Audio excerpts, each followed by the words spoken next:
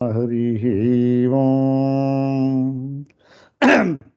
ಓಂ ಶನ್ನೋ ಮಿತ್ರಶ್ಯಂ ವರುಣಃ ಶನ್ನೋ ಭವತ್ವರ್ಯಮಾ ಶನ್ನ ಇಂದ್ರೋ ಬೃಹಸ್ಪತಿಃ ಶನ್ನೋ ವಿಷ್ಣುರುರುಕ್ರಮಃ ನಮೋ ಬ್ರಹ್ಮಣೇ ನಮಸ್ತೆ ವಾಯೋ ತ್ವಮೇವ ಪ್ರತ್ಯಕ್ಷಂ ಬ್ರಹ್ಮಾಸಿ ತ್ವಮೇವ ಪ್ರತ್ಯಕ್ಷಂ ಬ್ರಹ್ಮ ವದಿಷ್ಯಾಮಿ ಋತಂ ವದಿಷ್ಯಾಮಿ ಸತ್ಯಂ ವದಿಷ್ಯಾಮಿ ತನ್ಮಾಮವತು ತದ್ವಕ್ತಾರಮವತು ಅವತು ಮಾಂ ಅವತು ವಕ್ತಾರಂ. ಓಂ ಶಾಂತಿ ಶಾಂತಿ ಶಾಂತಿ ಶಾಂತಿ. ಅಥ ಕೃಷ್ಣಯಜುರ್ವೇದೀಯ ತೈತ್ತಿರೀಯೋಪನಿಷದಿ ಆನಂದವಲ್ಲೀ ತತ್ರ ಷಷ್ಠೋನುವಾಕಃ. ಓಂ ಸಹನಾವವತು ಸಹನೌ ಭುನಕ್ತು ಸಹ ವೀರ್ಯಂಕರವಾವಹೈ ತೇಜಸ್ವಿನಾವಧೀತಮಸ್ತು ಮಾ ವಿದ್ವಿಷಾವಹೈ. ಓಂ ಶಾಂತಿ ಶಾಂತಿ ಶಾಂತಿ. ಓಂ ಯಸ್ಮಾಜ್ಜಾತಂ ಜಗತ್ಸರ್ವಂ ಯಸ್ಮಿನ್ನೇವ ಪ್ರಲೀಯತೆ ಯೇನೇದಂ ಧಾರ್ಯತೆ ಚೈವ ತಸ್ಮೈ ಜ್ಞಾನಾತ್ಮನೇ ನಮಃ. ಯೈರಿಮೇ ಗುರುಭಿಃ ಪೂರ್ವಂ ಪದವಾಕ್ಯ ಪ್ರಮಾಣತಃ ವ್ಯಾಖ್ಯಾತಾಃ ಸರ್ವವೇದಾಂತಾಃ ತಾನ್ ನಿತ್ಯಂ ಪ್ರಣತೋಸ್ಮ್ಯಹಂ. ತೈತ್ತಿರೀಯಕಸಾರಸ್ಯ ಮಾಯಾಚಾರ್ಯ ಪ್ರಸಾದತಃ ವಿಸ್ಪಷ್ಟಾರ್ಥರುಚೀನಾಂ ಹಿ ವ್ಯಾಖ್ಯೇಯಂ ಸಂಪ್ರಣೀಯತೆ. ಓಂ ಸತ್ಯಂ ಜ್ಞಾನಮನಂತಮೇಕಮಮಲಂ ಧ್ವಸ್ತಾಂಧಕಾರಂ ಪರಂ ನಿರ್ದ್ವೈತಂ ಹೃದಯ ಪದ್ಮಮಧ್ಯನಿಲಯಂ ನಿಶ್ಶೇಷಧೀಸಾಕ್ಷಿಣಂ ವೇದಾಂತೋಪನಿವಿಷ್ಟಬೋಧವಿಷಯಂ ಪ್ರತ್ಯಕ್ತಯಾ ಯೋಗಿನಾಂ ಭಕ್ತ್ಯಾ ತಂ ಪ್ರಣಿಪತ್ಯ ವೇದಶಿರಸೋ ವಕ್ಷ್ಯಾಮಿ ಸದ್ವಾರ್ತಿಕಂ. ಓಂ ಯಸ್ಯೇದಂ ಸಕಲಾಮಲೇಂದು ಕಿರಣ ಪ್ರಚ್ಛೈರ್ಯಶೋ ರಶ್ಮಿಭಿಃ ವ್ಯಾಪ್ತಂ ಯಶ್ಚ ಕೃಪಾಲುತಾ ಪರವಶಶ್ಚಕ್ರೇ ಹಿತಂ ದುಃಖಿನಾಂ ಯದ್ವಾಣೀ ಕುಲಿಶಾವರುಗ್ನಮತಯಃ ಪೇತುರ್ದಿಶಸ್ತಾರ್ಕಿಕಾಃ ಭಕ್ತ್ಯಾ ಪೂಜ್ಯತಮಂ ಪ್ರಣಮ್ಯತಮಹಂ ತದ್ಭಾಷ್ಯನೀತೌ ಯತೆ.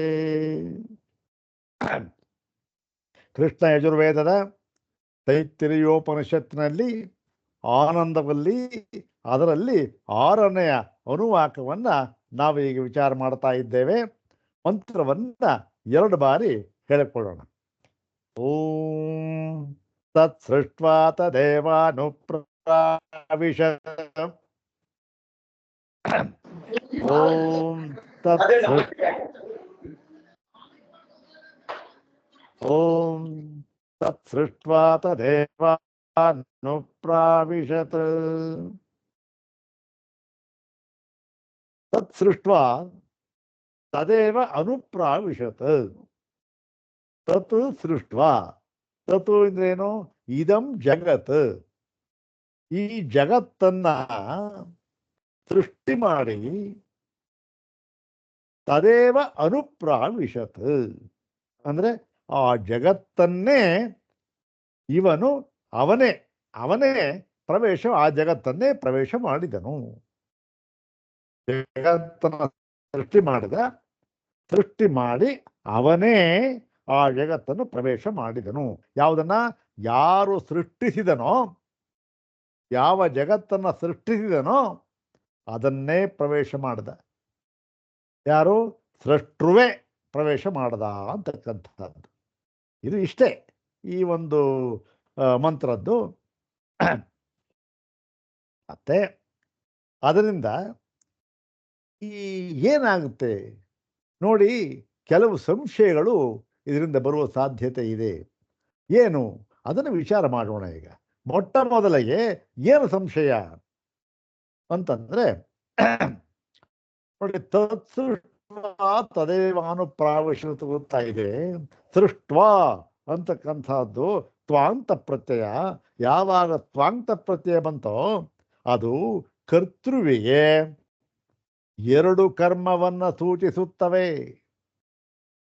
ತ್ವಾಂತ ಪ್ರತ್ಯಯ ಬಂದಾಗ ಕರ್ತೃವಿಗೆ ಅದು ಎರಡು ಕರ್ಮಗಳನ್ನು,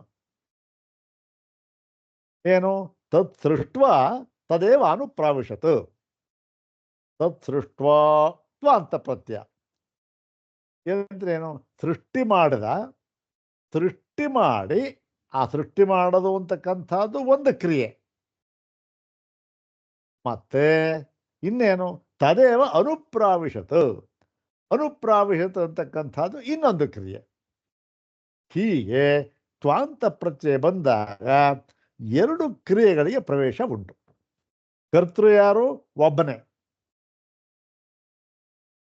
ಹೀಗೆ ಇದರಿಂದ ಏನು ಅರ್ಥವಾಗುತ್ತೆ ಅಂತಂದ್ರೆ, ನೋಡಿ, ಅದನ್ನ ಸೃಷ್ಟಿ ಮಾಡ್ದ, ಪ್ರವೇಶ ಮಾಡ್ದ ಅಂದ್ರೆ ಈ ಸೃಷ್ಟಿಸಿದ ಜಗತ್ತನ್ನ ತಾನು ಅದೇ ರೂಪದಿಂದ ಪ್ರವೇಶ ಮಾಡಿದನೋ ಯಾರು? ಆ ಈಶ್ವರ ಪರಮಾತ್ಮ ತನ್ನದೇ ಆದ ಸ್ವರೂಪದಿಂದ ಪ್ರವೇಶ ಮಾಡಿದನೋ ಅಥವಾ ಬೇರೊಂದು ರೂಪದಿಂದ ಪ್ರವೇಶ ಮಾಡಿದ್ನೋ ಅಂತ ಸಂಶಯ ಅಂತಂದ್ರು. ಯಾಕೆ ಈ ಸಂಶಯ ಬಂತು? ಯಾಕೆ ಈ ಸಂಶಯ ಬಂತು ಅಂತಂದ್ರೆ, ಇಲ್ಲಿ ತ್ವಾಂತ ಪ್ರತ್ಯಯ ಬಂದಿದೆ.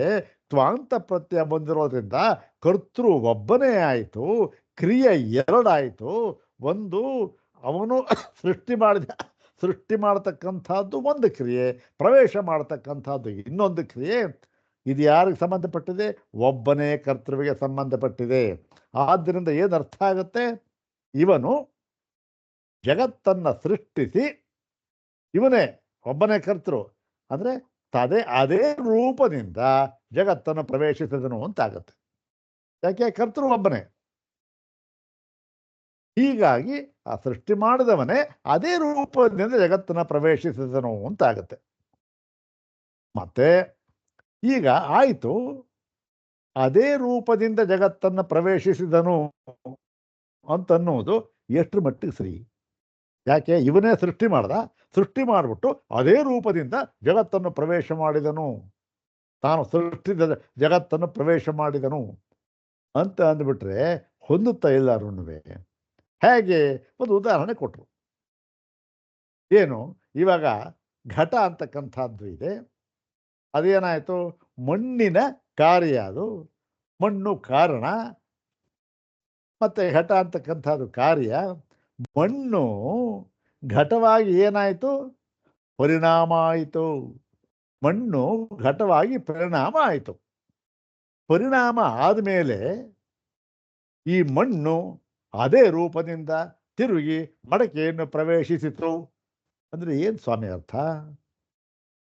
ಮಣ್ಣು ಮಡಕೆಯಾಗಿ ಪರಿಣಾಮವಾಗಿದೆ, ಸೃಷ್ಟ ಪರಿಣಾಮ ಆಯಿತು. ಪರಿಣಾಮ ಆದಮೇಲೆ ತಿರುಗಾ ಆ ಮಣ್ಣು ಮಡಕೆಯೊಳಗೆ ಅದನ್ನೇ ಮಡಕೆಯನ್ನೇ ಪ್ರವೇಶ ಮಾಡಿತು. ಅಂದ್ರೆ ಏನರ್ಥ? ಅದು ಒಂದು. ಆದ್ದರಿಂದ ಇದು ಅಷ್ಟೊಂದು ಹೊಂದೋದಿಲ್ಲ ಅಂತ ಕಾಣುತ್ತೆ ಅಂತ ಹೇಳಿದ್ರು. ಅದಕ್ಕೆ ಮುಂದುವರಿದ ಒಂದು ಆಕ್ಷೇಪನ ಇನ್ನು ಮುಂದುವರಿಸ್ತಾ ಇದ್ದಾರೆ. ಅದನ್ನ ಇವತ್ತು ನೋಡೋಣ. ಇದು ಯಾರ ಒಂದು ಆಕ್ಷೇಪ ಇದು ಅಂತಂದ್ರೆ ಪರಿಣಾಮವಾದಿ. ಇದು ಪರಿಣಾಮವಾದಿಗಳು ಇದ್ರು ಆಗಿನ ಕಾಲದಲ್ಲೂ ಕೂಡ. ಏನು ಪರಿಣಾಮವಾದಿಗಳು ಅಂದ್ರೆ, ಇಲ್ಲ ಈ ಜಗತ್ತು ಅಂತಕ್ಕಂಥದ್ದು ಯಾವುದು? ಈ ಪರಮಾತ್ಮನೇ ಈ ಜಗತ್ತಾಗಿ ಪರಿಣಮಿಸಿದ್ದಾನೆ. ಪರಮಾತ್ಮನ ಒಂದು ಪರಿಣಾಮ ಆಗಿರತಕ್ಕಂಥ ರೂಪೇ ಜಗತ್ತು ಇದು ಅಂತಕ್ಕಂಥದ್ದು. ಯಾವಾಗ ಹೀಗಾಯಿತೋ ಆಮೇಲೆ ಸೃಷ್ಟಿ ಮಾಡಿ ತಿರುಗಿ ಅದೇ ರೂಪದಿಂದ ಪ್ರವೇಶ ಮಾಡಿದ್ರು ಅಂದ್ರೆ ಏನು ಅರ್ಥವೇ ಇಲ್ವಲ್ಲ ಅಂತ ಮುಂದುವರೆದು ಹೇಳ್ತಾ ಇದ್ದಾನೆ ಅವನು. ನೋಡಿ, ಯಥಾ ಘಟೆ ಚೂರ್ಣಾತ್ಮನ ಮೃದೋನು ಪ್ರವೇಶ ಏವಂ ಅನ್ಯೇನ ಆತ್ಮನ ನಾಮರೂಪ ಕಾರ್ಯೇ ಅನುಪ್ರವೇಶ ಆತ್ಮನಃ ಇತಿ ಚೇತ್. ಸರಿ, ಇದು ಪರಿಣಾಮವಾದಿಗಳೇ, ನೋಡಿ, ಇದು ಹೊಂದೋದಿಲ್ಲ. ಹೊಂದೋದಿಲ್ಲ ಅಂದಮೇಲೆ ಹೀಗರ್ಥ ಮಾಡಿಬಿಡೋಣ. ಹೇಗರ್ಥ ಮಾಡಿಬಿಡೋಣ ಅಂತಂದರೆ, ಘಟ್ಟ ಆಗಿದೆ, ಆ ಮಣ್ಣು ಘಟ್ಟವಾಗಿ ಪರಿಣಾಮವಾಗಿದೆ. ಪರಿಣಾಮ ಆದಮೇಲೆ ಮಣ್ಣೇ ಘಟವನ್ನು ಪ್ರವೇಶಿಸಿತು ಅಂದರೆ ಅರ್ಥವಿಲ್ಲ. ಆದ್ದರಿಂದ ಆ ಘಟದಲ್ಲಿ ಏನಾಯಿತು, ಪರಿಣಾಮ ಆಯ್ತಲ್ಲ, ಅದು ಮಣ್ಣು ಯಾವ ರೂಪದಿಂದ ಸೇರ್ಕೊಂಡಲ್ಲಿ ಪ್ರವೇಶ ಮಾಡುತ್ತು ಅಂದರೆ ಚೂರ್ಣಾತ್ಮನ. ಅಂದ್ರೇನು? ಸಣ್ಣ ಹುಡಿ ಅಂದ್ರೇನು? ಮಡಕೆ ಆಗಬೇಕಾದ್ರೆ ಮಣ್ಣು ಇರುತ್ತೆ, ಹೌದು ತಾನೆ? ಮಣ್ಣು ಒಂದು ರೂಪ. ಮತ್ತು ಏನು ಮಾಡ್ತಾರೆ ಅದನ್ನು? ಆ ಮಣ್ಣು ಚೆನ್ನಾಗಿ ಅರೆದು ಚೆನ್ನಾಗಿ ಬಹಳ ನುಣ್ಣಗೆ ಮಾಡಿ ಆ ಪುಡಿ ಇರುತ್ತಲ್ಲ ಅದನ್ನು ನುಣ್ಣಗೆ ಮಾಡಿರ್ತಾರೆ. ಅಲ್ಲಿ ಏನಾಯಿತು, ಮಣ್ಣು ಬೇರೆ, ಆ ಪುಡಿ ಮಾಡಿದ ಒಂದು ಮಣ್ಣಿರುತ್ತಲ್ಲ ಅದು ಬೇರೆ. ಇದರ ಈ ರೂಪ ಬೇರೆ, ಆ ರೂಪ ಬೇರೆ. ಹಾಗಾಗಿ ಇದು ಅದೇ ಮಣ್ಣಿನ ರೂಪದಿಂದಲೇ ಪ್ರವೇಶ ಮಾಡೋದು ಸರಿ ಹೋಗೋದಿಲ್ಲ. ಯಾಕೆಂದರೆ ಮಣ್ಣು ತಾನೇ ಸೃಷ್ಟಿ, ಅದೇ ಆ ರೂಪದಿಂದಲೇ ಪ್ರವೇಶ ಅಂತ ಸರಿ ಹೋಗೋದಿಲ್ಲ. ಆದ್ದರಿಂದ ಈ ಒಂದು ಮಣ್ಣು ಸಣ್ಣ ಹುಡಿಯ ರೂಪದಿಂದ ಪ್ರವೇಶಿಸಿತು ಅಂದ್ಬಿಡೋಣ. ಅಂದರೆ ಆವಾಗ ಇದಕ್ಕೆ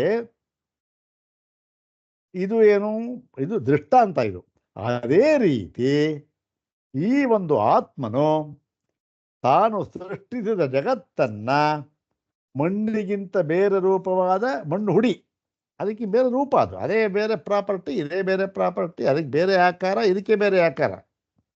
ಹಾಗೆ ಈ ಆತ್ಮನು ಈ ಬೇರೆ ಅಲ್ಲಿ ಹೇಗೆ ಹುಡಿ ಆಯ್ತಲ್ಲ, ಹಾಗೆ ಇವನು ಇಲ್ಲಿ ಬೇರೆ ಆಕಾರದಿಂದ, ಮಣ್ಣೇ ಅದ್ರ ಹುಡಿ ಅಷ್ಟೇ. ಹಾಗೆ ಆತ್ಮನೇ ಏನು, ಜೀವೇನ ಜೀವರೂಪದಿಂದ ಪ್ರವೇಶಿಸಿದನು ಅಂತ ಹೇಳ್ಬಿಡೋಣ. ಇದು ಸ್ವಲ್ಪ ಸರಿ ಹೋಗುತ್ತಲ್ಲ. ಯಾಕೆ ಅದೇ ಮಣ್ಣಿನ ರೂಪದಿಂದಲೇ ತಿರುಗ ಪ್ರವೇಶ ಮಾಡ್ತಾರೋ ಅರ್ಥವಿಲ್ಲ. ಮಣ್ಣಿನ ರೂಪದಿಂದ ಪ್ರವೇಶ ಮಾಡೋದಕ್ಕಾಗೋದಿಲ್ಲ. ಮಣ್ಣು ಸಂಸ್ಕಾರ ಆಗಬೇಕು. ಸಂಸ್ಕಾರ ಆದ ಮಣ್ಣು ಇದಕ್ಕಿಂತ ಬೇರೆ ಆಗಿರುತ್ತೆ. ಹಾಗೆ ಆತ್ಮ ಏನಾಗಿದ್ದಾನೆ, ಆತ್ಮನಿಗಿಂತ ಬೇರೆ ಆಗಿರತಕ್ಕಂಥ ಜೀವರೂಪದಿಂದ ಇದಕ್ಕೆ ಪ್ರವೇಶ ಮಾಡದ ಅಂತ ಹೇಳ್ಬಿಡೋಣ. ಅಂಥೇಳಿ ಇದನ್ನು ಹೇಳೋದಕ್ಕೆ ನಿಮಗೆ ಆಧಾರ ಏನು ಅಂತ ಕೇಳಿದ್ರೆ ಶ್ರುತ್ಯಂತರಾಚ. ಇದು ತೈತ್ತಿರೀಯ ಶ್ರುತಿ. ಶ್ರುತ್ಯಂತರಾಚ ಅಂದ್ರೇನು? ಛಾಂದೋಗ್ಯ ಶ್ರುತಿ. ಬೇರೆ ಶ್ರುತಿಯಲ್ಲಿ, ಛಾಂದೋಗ್ಯ ಶ್ರುತಿಯಲ್ಲಿ ಸ್ಪಷ್ಟವಾಗಿ ಹೇಳ್ಬಿಟ್ಟಿದ್ದಾರೆ. ಅನೇನ ಜೀವೇನಾತ್ಮನಾನುಪ್ರವಿಶ್ಯ, ಅನೇನ ಜೀವೇನಾತ್ಮನ ಅಂದರೆ ಈ ಜೀವರೂಪದಿಂದ ಪ್ರವೇಶ ಮಾಡಿ ಅಂತ ಹೇಳಿದ್ದಾರೆ. ಅಲ್ಲಿಗೇನಾಯಿತು, ಮಣ್ಣು ಮಡಕೆಯಾಗಿ ಪರಿಣಾಮವಾದ ಮೇಲೆ ಆ ಮಣ್ಣಿನ ರೂಪದಿಂದಲೇ ಪ್ರವೇಶ ಮಾಡುತ್ತೆ, ಸರಿ ಹೋಗೋದಿಲ್ಲ. ಆಗಲೇ ಮಣ್ಣು ಪ್ರವೇಶ ಆಗಿಬಿಟ್ಟಿದೆ, ಅದರಿಂದ ಬೇರೆ ರೂಪದಿಂದ. ಹಾಗೆ ಇಲ್ಲಿಯೂ ಕೂಡ ಜೀವಾತ್ಮ ರೂಪದಿಂದ, ಜೀವರೂಪದಿಂದ ಪ್ರವೇಶ ಮಾಡಿದ್ದಾನೆ. ಅದಕ್ಕೆ ಈ ಶ್ರುತಿಯ ಬಲವೂ ಇದೆ, ಶ್ರುತಿಯ ಬೆಂಬಲವೂ ಇದೆ ಅಂತ ಹೇಳ್ಬಿಟ್ಟ. ಅದಕ್ಕೆ ಹೇಳ್ತಾನೆ ನೈವಂ ಯುಕ್ತಂ, ಇಲ್ಲ ಇದೂ ಸರಿ ಹೋಗೋದಿಲ್ಲ. ಯಾಕೆ ಅಂದರೆ ಏಕತ್ವಾತ್ ಬ್ರಹ್ಮಣ. ಈ ಬ್ರಹ್ಮ ಇದೆಯಲ್ಲ, ಆತ್ಮ ಬ್ರಹ್ಮ ಅಂತ ಹೇಳ್ತೀವಲ್ಲ, ಅದು ಏಕತ್ವಾತ್ ಅದೇನು, ಒಂದೇ ಆಗಿರುವುದರಿಂದ. ಒಂದೇ ಆಗಿರುವುದರಿಂದ ಇದಕ್ಕೆ ಯಾವ ರೂಪಾಂತರವೂ ಇಲ್ಲ. ಇದಕ್ಕೆ ಯಾಕೆ ರೂಪಾಂತರ ಇಲ್ಲ? ಇದಕ್ಕೆ ಅವಯವ ಅಂತಕ್ಕಂಥದ್ದು ಇಲ್ಲ. ಅದಿದ್ರೆ ಏನೋ ರೂಪಾಂತರ ಆಗ್ಬೋದು, ಬಂದು ಸೇರ್ಕೊಂತು ಹೋಯ್ತು, ಏನೋ ಆಯಿತು. ಇದು ಏಕತ್ವಾದ ಬ್ರಹ್ಮಣ ಏಕರೂಪ. ಆದ್ದರಿಂದ ಇದೇನಾಗಿದೆ, ಮಣ್ಣು ಅನೇಕ ರೂಪ. ಮಣ್ಣು ಏನಾಗುತ್ತೆ, ಮಣ್ಣು ಹುಡಿ ರೂಪ ತಾಳಬಹುದು, ಪಿಂಡದ ರೂಪ ತಾಳಬಹುದು, ಅಥವಾ ಇನ್ನೊಂದು ರೂಪ ಮುದ್ದೆ ರೂಪ ಏನೋ ಆಗ್ಬೋದು, ಬೇಕಾದ. ಇಲ್ಲಿ ಹಾಗಿಲ್ಲ, ರೂಪಾಂತರ ಅಂತಕ್ಕಂಥದ್ದು ಆತ್ಮನಿಗೆ ಹೊಂದೋದಿಲ್ಲ, ಹೌದು ತಾನೆ? ಹಾಗಾಗಿ ಏನಾಗುತ್ತೆ, ಈ ದೃಷ್ಟಾಂತ ಹೊಂದೋದಿಲ್ಲ. ಮತ್ತು ಮೃದಾತ್ಮನಸ್ತು ಅನೇಕತ್ವಾತ್ ಸಾವಯವತ್ವಾಚ ಯುಕ್ತೋ ಘಟೆ ಮೃದ ಚೂರ್ಣಾತ್ಮನ ಅನುಪ್ರವೇಶ. ನೋಡಿ, ಒಂದು ಈ ಮೃದಾತ್ಮನಸ್ತು ಅಂದ್ರೇನು, ಮಣ್ಣಿನ ಸ್ವರೂಪ ಇದೆಯಲ್ಲ ಅದು ಅನೇಕತ್ವ. ಬೇರೆ ಮಣ್ಣಿನ ಸ್ವರೂಪಕ್ಕೆ ಬೇಕಾದಷ್ಟು ರೂಪ ಇದೆ. ಹುಡಿ ಇದೆ, ಅದಕ್ಕಿಂತ ಸ್ವಲ್ಪ ದಪ್ಪನಾಗಿರ್ತಕ್ಕಂಥ ಸ್ವರೂಪ ಇದೆ, ಮುದ್ದೆ ಸ್ವರೂಪ ಇದೆ, ಪಿಂಡ ಸ್ವರೂಪ ಇದೆ, ಆಮೇಲೆ ವಿರಳವಾಗಿರ್ತಕ್ಕಂಥ ಸ್ವರೂಪ ಇದೆ. ಭೂಮಿ ಇದೆಯಲ್ಲ, ಭೂಮಿ ಮೇಲೆ ಭೂಮಿ ಒಂದೊಂದು ಕಡೆ ಭೂಮಿ ಒಂದೊಂದು ಥರ ಇರುತ್ತೆ, ಬೇಕಾದಷ್ಟು ಥರ ಇರುತ್ತೆ ಅನೇಕ. ಆದರೆ ಮತ್ತು ಇನ್ನೊಂದೇನು, ಸಾವಯವತ್ವಾಚ, ಅದಕ್ಕೆ ಅವಯವ ಅಂತ ಉಂಟು. ಅವಯವ ಅಂತಂದ್ರೇನು, ಅಂಗಗಳು, ಅದರಿಂದ ಏನು ಬೇಕಾದ್ರೂ ಮಾಡ್ಬೋದು. ಹೀಗೆ ಇದಿರೋದ್ರಿಂದ ಈ ದೃಷ್ಟಾಂತ ಹೇಳಿದ್ರ ನೀವು, ಮಡಕೆ ಆ ಮಣ್ಣಿನ ಚೂರ್ಣದಿಂದ ಹುಡಿ ಇಂದ ತಯಾರಾಯಿತು ಅಂತ. ಹುಡಿ ಇರಬಹುದಲ್ಲಿ, ಯಾಕೆ ಮಣ್ಣಿಗೆ ಬೇರೆ ರೂಪ ಇದೆ, ಹುಡಿ ಇದೆ, ಅಲ್ಲಿ ಆಗುತ್ತೆ. ಆದರೆ ಇಲ್ಲಿ ಅದಾಗೋದಿಲ್ಲ. ಅಲ್ಲಿ ಆಗ್ಬೋದು. ಯಾಕೆ? ಮೃದಾತ್ಮ, ಮೃತ್ ಸ್ವರೂಪ ಅನೇಕವಾಗಿದೆ ಮತ್ತು ಅವಯವ ಅಂತ ಇದೆ, ಅದಕ್ಕೆ ಸಾವಯವ ಅದು. ಆದ್ದರಿಂದ ಅಲ್ಲೇ ಆಗಬಹುದು. ಮತ್ತು ಮೃದಶ್ಚೂರ್ಣಸ್ಯ ಅಪ್ರವಿಷ್ಟ ದೇಶತ್ವಾಚ, ಮತ್ತೆ ಮಣ್ಣಿನ ಹುಡಿ ಇದೆಯಲ್ಲ ಅದು ಏನಾಗಿದೆ, ಚೂರ್ಣಸ್ಯ, ಅದಕ್ಕೆ ಅಪ್ರವಿಷ್ಟ ದೇಶತ್ವಾತ್. ಏನು, ಈ ಮಣ್ಣು ಮತ್ತೆ ಹುಡಿ ಅಂತಕ್ಕಂಥದ್ದು ಬೇರೆ ಬೇರೆ ದೇಶದಲ್ಲಿ ಇರತಕ್ಕಂಥದ್ದು. ಇಲ್ಲಿ ಮಣ್ಣಿರುತ್ತೆ, ಅಲ್ಲಿ ಒಂದು ಕಡೆ ಹುಡಿ ಇರುತ್ತೆ, ಹೌದ್ ತಾನೆ? ಇಲ್ಲಿ ಮಣ್ಣು ಒಂದು ಕಡೆ ಇದ್ದು ಹುಡಿಯು ಒಂದು ಕಡೆ ಇದ್ದು ಅದು ಹುಡಿ ಅಂತ ಅನ್ಸೋದೇ ಇಲ್ಲ. ಅವಾಗ ಎರಡೂ ಕೂಡ ಬೇರೆ ಬೇರೆ ಸ್ಥಳಗಳಲ್ಲಿ ಇರುತ್ತೆ. ಹಾಗೆ ನತು ಆತ್ಮನಃ ಏಕತ್ವೇ ಸತಿ ನಿರ್ವಯವತ್ವಾತ್ ಅಪ್ರವಿಷ್ಟ ದೇಶ ಅಭಾವಾಚ್ಯ ಪ್ರವೇಶ ಉಪಪದ್ಯತೆ. ಆದರೆ ಆತ್ಮನಾಗಿದ್ದಾನೆ, ಅವನು ಒಬ್ಬನೇ, ಅವನಿಗೆ ರೂಪಾಂತರ ಅಂತಕ್ಕಂಥದ್ದು ಇಲ್ಲ. ಹೇಗೆ ಮಣ್ಣು ಚೂರ್ಣ ಪಿಂಡ ಅಂತಕ್ಕಂಥ ರೂಪ ತಾಳ್ತೀವಿ, ಹಾಗಿಲ್ಲ, ಒಂದು ರೂಪಾಂತರ ಇಲ್ಲ. ಮತ್ತು ನಿರವಯವತ್ವ, ಇದಕ್ಕೆ ಆತ್ಮನಿಗೆ ಅವಯವವೇ ಇಲ್ಲ. ಮತ್ತು ಅಪ್ರವಿಷ್ಟ ದೇಶ ಅಭಾವಾಚ್ಯ ಅಂದ್ರೆ ಏನು, ಅವನು ಕಾರ್ಯಾತ್ಮನಾಗಿ ಪ್ರಪಂಚದಿಂದ ನಾಮರೂಪ ಪ್ರಪಂಚಕ್ಕೆ ಪ್ರವೇಶ ಮಾಡಿದ. ಆ ಪ್ರವೇಶ ಅವನೇ ಪ್ರವೇಶ ಮಾಡಿ ಅದಕ್ಕಿಂತ ಬೇರೆಯ ಸ್ಥಳಗಳಲ್ಲಿ ಅವನಿಲ್ಲದ ಸ್ಥಳ ಅಂತ ಇಲ್ಲವೇ ಇಲ್ಲ. ಯಾಕೆ? ಸರ್ವಗತತ್ವ, ಅವನು ಅಲ್ಲೂ ಇದ್ದಾನೆ, ಇಲ್ಲೂ ಇದ್ದಾನೆ.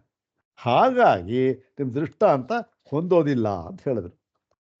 ಮತ್ತೆ ಮುಂದುವರೆದು ಹೇಳ್ತಾ ಇದ್ದಾರೆ, ಅಲ್ಲ ಸ್ವಾಮಿ, ಹೀಗೂ ಆಗಲ್ಲ ಅಂದ್ರಿ, ಹಾಗೂ ಆಗೋಲ್ಲ ಅಂತೀರ.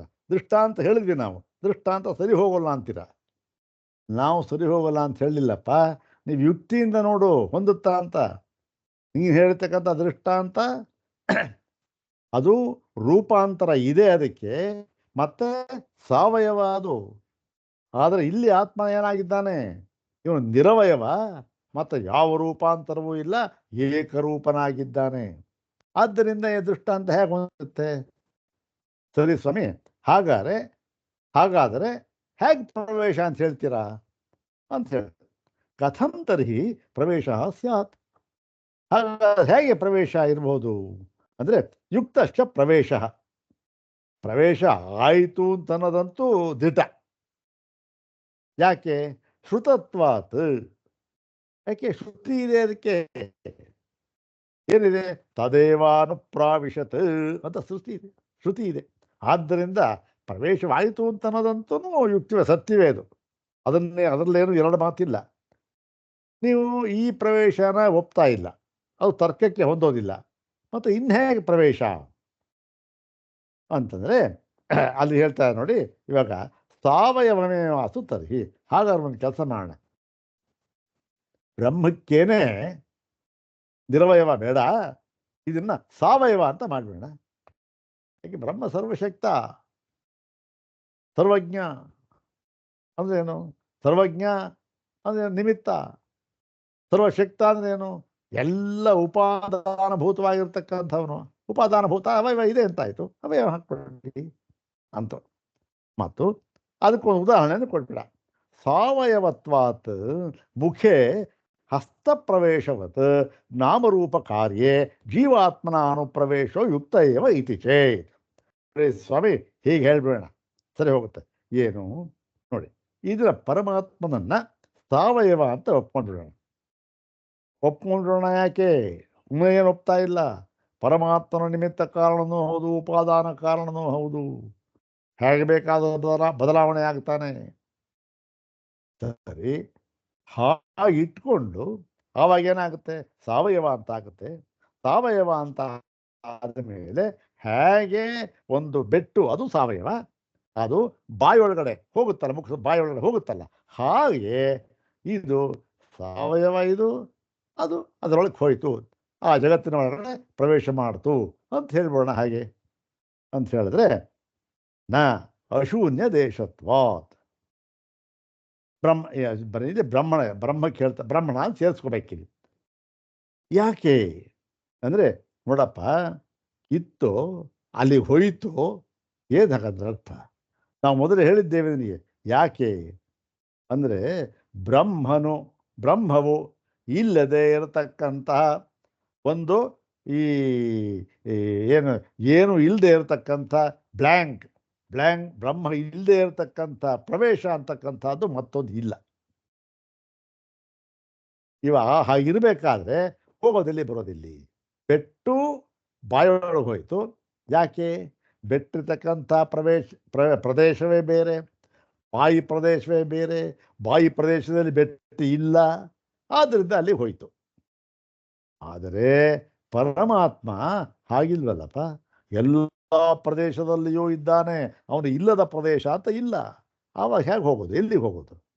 ಅದರಿಂದ ಅದು ಹೊಂದೋದಿಲ್ಲ ಅಂಥೇಳಿ ನಹಿ ಕಾರ್ಯಾತ್ಮನ ಪರಿಣತಸ್ಯ ನಾಮರೂಪ ಕಾರ್ಯ ದೇಶ ವ್ಯತಿರೇಕೇಣ ಆತ್ಮಶೂನ್ಯ ಪ್ರದೇಶ ಅಸ್ತಿ ಎಂ ಪ್ರವೇಶೇತ ಜೀವಾತ್ಮನ. ಇದೊಂದು ಸಿದ್ಧಾಂತ ಹೇಳಿಬಿಟ್ರು. ನೋಡಿ, ಪರಮಾತ್ಮ ಇದ್ದ, ಅವನೇನಾದ? ಪರಿಣಾಮ ಹೊಂದಿದ. ಹೇಗೆ ಪರಿಣಾಮ ಹೊಂದಿದ? ಕಾರ್ಯರೂಪದಿಂದ ಪರಿಣಾಮ ಹೊಂದಿದ. ಯಾವುದು? ಪ್ರಪಂಚ ಅಂತಂದ್ರೇನು? ನಾಮರೂಪಾತ್ಮಕವಾಗಿರತಕ್ಕಂಥದ್ದು. ಹೀಗೆ ಈ ನಾಮರೂಪ ಕಾರ್ಯ ದೇಶ ಎಲ್ಲಿ ಕಾರ್ಯವಾಯ್ತು ಅದು, ಮತ್ತು ಯಾವ ದೇಶದಲ್ಲಿ ಆಯ್ತು, ಅದಕ್ಕಿಂತ ಬಿಟ್ಟು ಬೇರೆ ಆತ್ಮನ ಇಲ್ಲದ ಪ್ರದೇಶ ಅಂತಕ್ಕಂಥದ್ದು ಇಲ್ಲವೇ ಇಲ್ಲ. ಒಂದು ವೇಳೆ ಆತ್ಮನಿಲ್ಲದ ಪ್ರವೇಶ ಬೇರೆ ಕಡೆ ಇದೆ ಅಂತ ಇದ್ದಿದ್ದರೆ ಆಗ ಜೀವಾತ್ಮ ಸ್ವರೂಪದಿಂದ, ಜೀವಾತ್ಮ ರೂಪದಿಂದ ಸೇರ್ಕೊಂಡ ಅಂತ ಹೇಳ್ಬೋದಾಗಿತ್ತು. ಆದರೆ ಈ ಒಂದು ನಾಮರೂಪಾತ್ಮಕವಾಗಿರತಕ್ಕಂತಹ ಈ ಪ್ರಪಂಚದಲ್ಲಿ, ಆ ನಾಮರೂಪಾತ್ಮಕವಾಗಿರತಕ್ಕಂಥ ಪ್ರಪಂಚವನ್ನ ವ್ಯಾಪಿಸಿರತಕ್ಕಂಥ ದೇಶಕ್ಕಿಂತ ಬೇರೆಯಾಗಿ ಇನ್ನೊಂದು ದೇಶ ಇದೆ, ಅಲ್ಲಿ ಪರಮಾತ್ಮ ಇಲ್ಲ. ಮತ್ತೆ ಅಲ್ಲಿ ಇದ್ದ ಅವನು ಇಲ್ಲಿ ಬಂದು ಸೇರ್ಕೊಂಡ. ಅದನ್ನು ಬಿಟ್ಟು ನಾಮರೂಪ ಕಾರ್ಯದೇಶ ವ್ಯತಿರೇಕಣ, ನಾಮರೂಪ ದೇಶಗಳ ಕಾರ್ಯಗಳ ದೇಶವನ್ನು ಬಿಟ್ಟು ಬೇರೆ ಇಂಥ ಕಡೆ ಇಲ್ಲ ಅನ್ನೋದು ಇಲ್ಲವೇ ಇಲ್ಲ. ಅಲ್ಲಿ ಇಲ್ಲ ಅಂತಾಗಿದ್ರೆ ಅಲ್ಲಿದ್ದ ಇಲ್ಲಿ ಬಂದು ಸೇರ್ಕೊಂಡ ಅಂತಾಗಿತ್ತು. ಅಂದ್ರೇನು? ನಾಮರೂಪ ಕಾರ್ಯಗಳಲ್ಲಿ ಎಲ್ಲದರಲ್ಲಿಯೂ ಕೂಡ ಪರಮಾತ್ಮ ಇದ್ದೇ ಇದ್ದಾನೆ ಅಂತಾಯ್ತು. ಹಾಗಾದ್ಮೇಲೆ ನಾಮರೂಪ ಕಾರ್ಯಗಳು ಸೇರ್ಕೊಳ್ಳೋದು ಅರ್ಥವೇನು? ಅದು ಹೋಗಲ್ಲ. ಮತ್ತು ಕಾರಣಮೇವ ಚೇತ್ ಪ್ರವಿಶೇತ್ ಜೀವಾತ್ಮತ್ವ ಜಹ್ಯಾತ್. ಒಂದು ಕೆಲಸ ಮಾಡೋಣ ಸ್ವಾಮಿ, ಇವಾಗ ಕಾರಣವೇ ಪ್ರವೇಶ ಆಯಿತು ಅಂತ ಹೇಳ್ಬಿಡೋಣ. ಏನು? ಕಾರಣವೇ, ಅದಕ್ಕೇನು ಪರಿಣಾಮ ಏನು ಬೇಡ, ಕಾರಣವೇ ಪ್ರವೇಶ ಆಯಿತು ಅಂತ ಹೇಳ್ಬಿಡೋಣ. ಓಹೋ, ಅದು ಇನ್ನೂ ದೋಷಪೂರಿತ. ಕಾರಣವೇ ಪ್ರವೇಶ ಮಾಡ್ತು ಅಂತ ಹೇಳೋದಾದರೆ ಆವಾಗ ಈ ಕಾರ್ಯ ಅನ್ನೋದು ಎಲ್ಲಿದೆ ನೋಡಿ. ಮಡಿಕೆ ಇದೆ, ಅದೇನಾಗಿದೆ? ಅದು ಮಣ್ಣಿನ ಕಾರ್ಯ, ಅದು ಮಣ್ಣು ಕಾರಣ.